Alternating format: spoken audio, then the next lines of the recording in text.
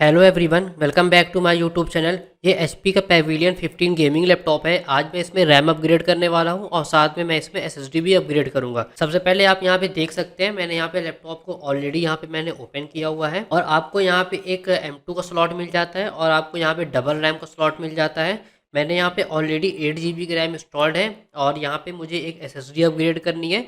और मैंने यहाँ पे एक हार्ड डिस्क की जगह पे मैंने यहाँ ऑलरेडी एसएसडी यहाँ पे अपग्रेड करी हुई है, जो कि 500 GB की एसएसडी है। सबसे पहले मैं यहाँ पे रैम अपग्रेड करने वाला हूँ। जैसा कि आप देख सकते हैं, ये सैमसंग की 8 GB की रैम है और हम यहाँ पे 8 GB रैम इंस्टॉल करके हम अपने लैपटॉप में टोटल 16 GB की रैम कर लेंगे, क्योंकि अभी जो लेटेस्ट विंडोज़ 11 आ रहे हैं उसमें काफ़ी प्रॉब्लम आ रही है, वो परफॉर्मेंस देखने को नहीं मिल रहा है।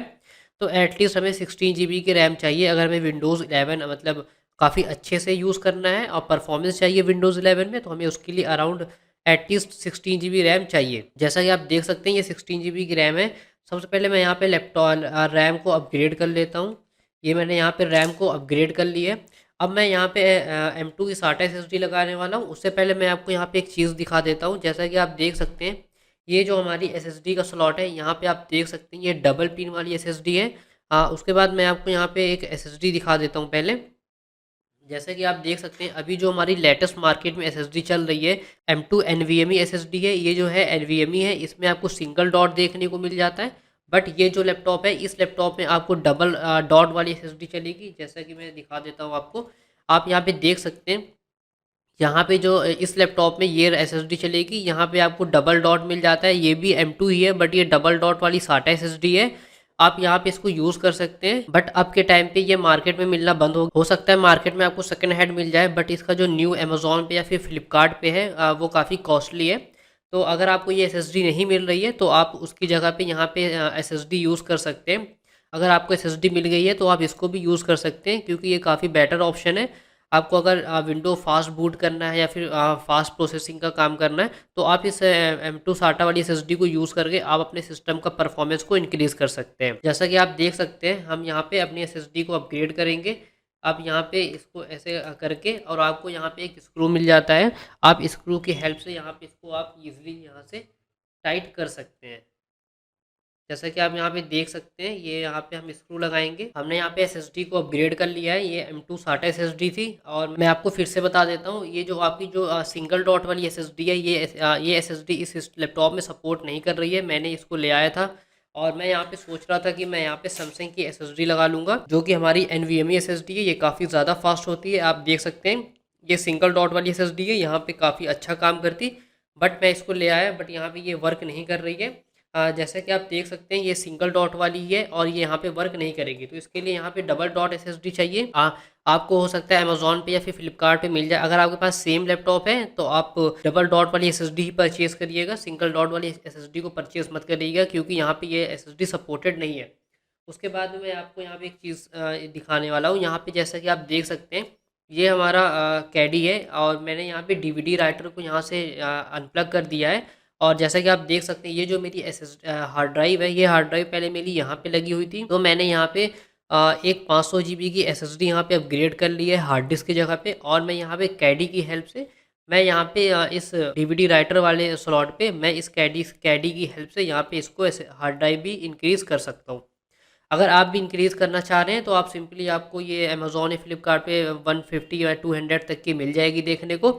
आप सिंपली वहाँ से परचेज़ करके इस कैडी को आप यहाँ से डीवीडी राइटर निकाल सकते हैं, क्योंकि अब के टाइम पे देखिए डीवीडी राइटर को इतना यूज़ नहीं है। अगर आपको नॉर्मल विंडो भी बूट करना है तो आप पेन ड्राइव की हेल्प से कर सकते हैं, और आपको अगर ड्राइवर भी करना है तो ईजिली जब आप विंडोज़ अपडेट करते हैं तो उस टाइम पे आपको सभी ड्राइवर देखने को मिल जाते हैं। तो उससे बेटर ये है कि आप डीवीडी राइटर अगर आप में है, अगर आपका डीवीडी राइटर यूज़ में नहीं है, तो आप इसको यहाँ से अनप्लग करके एक सिंपली एक कैडी लीजिए और कैडी में आप अपनी ऐसे यहाँ पे आप एसएसडी भी लगा सकते हैं। ऐसा नहीं है कि आप यहाँ पे सिर्फ हार्ड डिस्क का यूज़ कर सकते हैं, आप यहाँ से एसएसडी का भी यूज़ कर सकते हैं। बट ये है कि यहाँ पे आप अगर हार्ड डिस्क या एसएसडी का यूज़ करेंगे तो आपको इतना अच्छा परफॉर्मेंस नहीं मिलेगा, क्योंकि हमारी जो डीवीडी राइटर वाला ये जो पोर्ट होता है, यहाँ पे इतना स्पीड नहीं होता। तो इसकी वजह से यहाँ पे आपको अच्छा परफॉर्मेंस देखने को नहीं मिल पाएगा। तो आप सिंपली इसकी हेल्प से यहाँ पे हार्ड ड्राइव भी अपग्रेड कर सकते हैं। मैंने यहाँ पे 1 TB की एसएसडी यूज़ कर ली है और यहाँ मैंने 500 GB की एसएसडी है। स्लॉट में मेरी जो हार्ड ड्राइव लगी हुई थी सैमसंग की, यहाँ पे 2 TB की हार्ड ड्राइव थी और 2 TB की, जैसा आप देख सकते हैं, ये 2 TB की हार्ड ड्राइव है। और मेरी यहाँ पे लगी हुई थी, तो मैंने यहाँ पे इसको एक एसएसडी लगा ली है और कैडी की हेल्प से मैंने यहाँ पे एक हार्ड ड्राइव लगा ली है, जो कि ये हार्ड ड्राइव है। मैं इसको यहाँ पे प्लग करके इजीली यूज़ कर सकता हूँ। अब उसके बाद आप यहाँ देख सकते हैं, अब बात होती है विंडो बूट करने की। तो विंडो आप इस प्राइमरी वाले में करिएगा और आपका ये जो 2 सेकेंडरी हो गई, आप इसमें अपना डेटा को ईजिली स्टोर कर सकते हैं। क्योंकि अगर आप प्राइमरी विंडो करेंगे, जो कि हमारी M2 है, M2 हमारी टाटा वाली एसएसडी से भी काफ़ी फास्ट होती है, तो जिसकी वजह से आप विंडो भी जल्दी बूट हो जाएगा। और आप अगर कोई प्रोग्रामिंग या फिर कुछ गेमिंग वेमिंग कर रहे हैं, तो उसके लिए भी आपको काफ़ी अच्छा परफॉर्मेंस देखने को मिल जाएगा।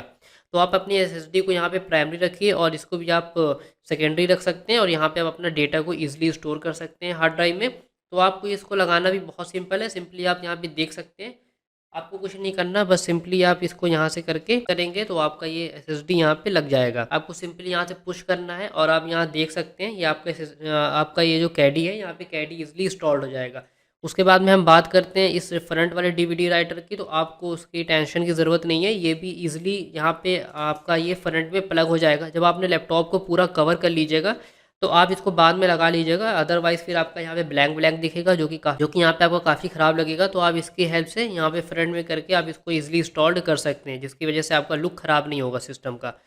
तो अगर आप आपके पास भी अगर सेम मॉडल का लैपटॉप है और आप भी इसमें एसएसडी अपग्रेड करना चाह रहे हैं, तो आप इस एसएसडी को मत परचेज करिएगा, क्योंकि ये एसएसडी आपकी लगेगी नहीं। अगर आप ऑनलाइन मंगा लेते हैं एनवीएमई की एसएसडी, तो आपको यहाँ पे प्रॉब्लम हो सकती है। तो अगर आपके पास सेम मॉडल लैपटॉप है, जैसे मैंने आपको यहाँ बताया कि आपको यहाँ पे M2 साटा की डबल डॉट वाली एसएसडी चलेगी, तो आप स्लॉट वाली एसएसडी को परचेस मत करिएगा। प्लग करने में देखिए कुछ नहीं है, बस सिंपली आपको लैपटॉप को ओपन करना है और ओपन करने के बाद में बस आपको यहाँ पे एक एसएसडी लगा देनी है। और अगर आप रैम भी अपग्रेड करना चाहते हैं, तो आप यहाँ से ईजिली रैम को भी अपग्रेड कर सकते हैं। कोई इतना ज़्यादा टफ काम नहीं है। आप मार्केट जाते हैं और मार्केट में जाने के बाद में आपको अराउंड 500,000 रुपीज़ देने पड़ते हैं। तो उससे बेटर है कि आप लैपटॉप को अपने से खुद से ओपन करिए और उसके बाद में आप सिंपली एसएसडी लगाइए। और जैसे आप नॉर्मल विंडो बूट करते हैं, आप अपना प्राइमरी इसको बनाइए और सेकेंडरी ड्राइव इसको बना लीजिए। आपका विंडो भी बहुत अच्छा चलेगा, आपको पैसे खर्च करने की ज़रूरत नहीं है मार्केट में। अब मेरी 16 GB की रैम हो गई है और मेरा यहाँ पे अराउंड 1.5 से 2 TB तक की हार्ड ड्राइव है, जो कि इनफ होती है काफ़ी। और यहाँ पे आपको यहाँ पे ये है कि ये मदरबोर्ड काफ़ी हैवी है। मैं इस लैपटॉप को काफ़ी टाइम से यूज़ कर रहा हूँ और इसका जो परफॉर्मेंस है वो अभी तक काफ़ी बेटर है। तो मैंने सोचा यहाँ पे 8 GB की रैम और एक्सटेंड कर लेते हैं, तो हमें यहाँ पे और अच्छा परफॉर्मेंस देखने को मिल जाएगा। क्योंकि अभी के जो विंडोज़ 11 आ रहे हैं, और विंडोज़ 11 की रिक्वायरमेंट थोड़ा सा ज़्यादा है। तो इस वजह से अगर आपको 8 GB रैम है, तो आपका प्रोसेस उतना ज़्यादा नहीं हो पाता है और रैम कंजप्शन काफ़ी ज़्यादा होने की वजह से जो आपकी फ्री रैम होती है वो काफ़ी कम हो जाती है और हमें यहाँ पे विंडोज़ में लैग और डबल टास्क परफॉर्मेंस वाले यहाँ पे देखने को नहीं मिलते हैं।